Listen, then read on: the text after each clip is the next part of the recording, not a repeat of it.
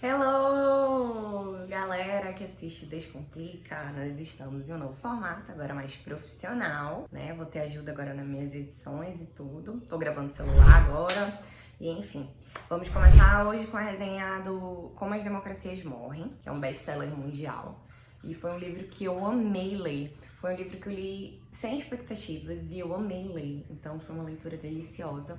E eu vou trazer um pouquinho do que eu entendi do livro para vocês. Então, primeiro, o livro faz um estudo das democracias mundiais e como as democracias funcionam e como as democracias acabaram mundialmente, sobre a derrocada das democracias mundialmente. E aí, especialmente, ele vai fazer um estudo sobre a democracia norte-americana e sobre as últimas eleições, sobre a eleição ascensão do Trump. E aí ele fala de crises democráticas, de democracias tidas como consolidadas, especialmente da crise da democracia americana, né?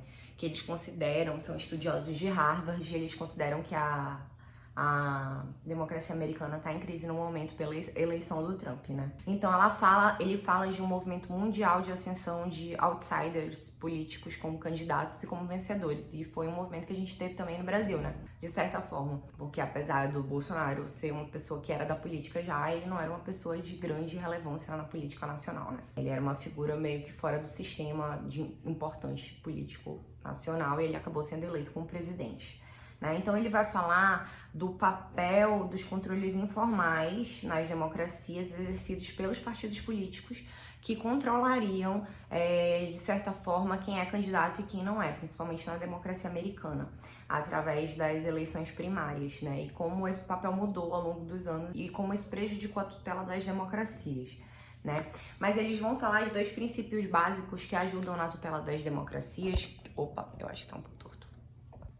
Ajustado. Enfim, que é o princípio da tolerância mútua e da reserva institucional.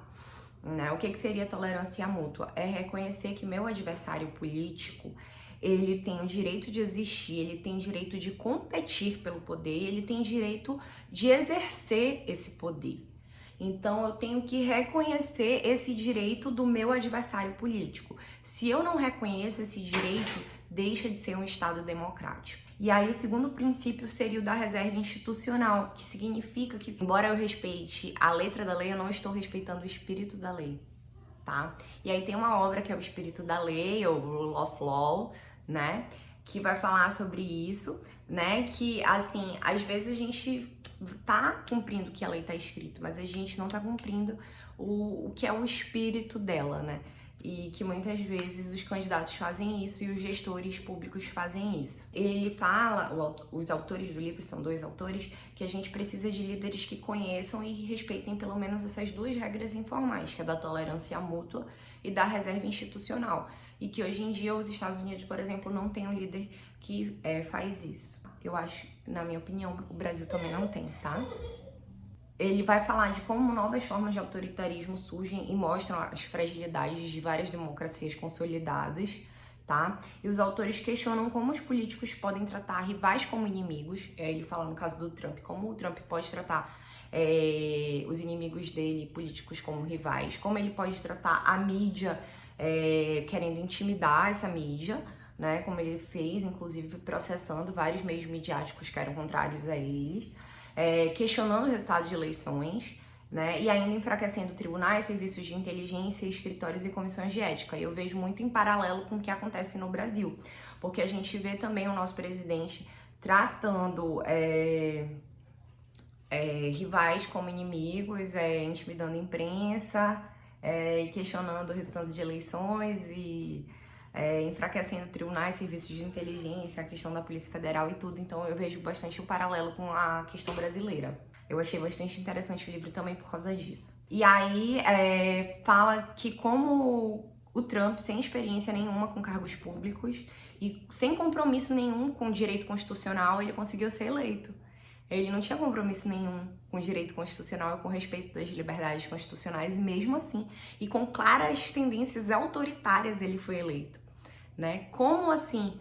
Como que em pleno século XXI a gente consegue eleger uma pessoa com claras tendências autoritárias e sem compromisso nenhum com as normas democráticas. E aí os pesquisadores falam que geralmente a democracia não vai se esvair na mão de golpes, e sim de pessoas que foram democraticamente eleitas, e que isso é o mais perigoso. Que quando são os golpes, é mais... Gente, essa rainha, ela vai participar às vezes do vídeo, tá? Que geralmente as democracias quando as quedas das democracias são muito mais perigosas quando elas saem das mãos de pessoas que são eleitas democraticamente, porque são derrocadas muito mais sutis, que essas pessoas elas são eleitas e elas vão subvertendo o poder pelo qual elas foram eleitas. Né? Elas começam a erodir a democracia pela qual elas foram eleitas, né? Então elas falam que cumpre aos partidos políticos isolarem esses extremistas e que para isso exige muita coragem política dos partidos políticos, né? Que são os verdadeiros guardiões da democracia, que os partidos políticos precisam ter essa coragem política. E aí ele também fala que a polarização extrema, não só política, mas também cultural, mas também racial, ela prejudica as democracias. Então a gente tem que despolarizar as sociedades, a gente tem que estabelecer um diálogo maior. Então a gente tem que estabelecer o diálogo em todos os âmbitos da sociedade.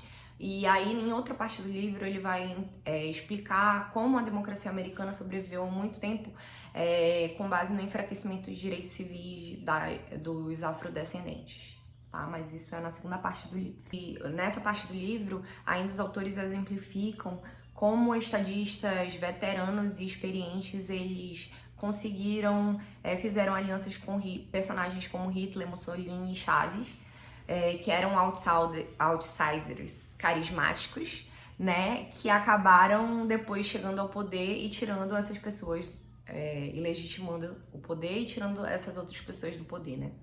Então ele fala que demagogos em potencial vão existir em todas as sociedades. Ocasionalmente essas pessoas, esses demagogos, vão ganhar algum tipo de popularidade, mas eles devem ser identificados pelas elites políticas, pelos partidos políticos, e devem ser identificados como ameaças à democracia, né? E devem ser isolados. Então eles dão sinais de alerta que ajudam a reconhecer um autoritário. Quais seriam esses sinais de alerta? Primeiro, que essas pessoas rejeitam as regras do jogo, sugerindo medidas antidemocráticas, por exemplo, questionando o resultado de eleições. Segundo sinal, eles negam a legitimidade dos seus oponentes políticos. Então eles vão falar, por exemplo, que seus rivais são uma ameaça à segurança nacional.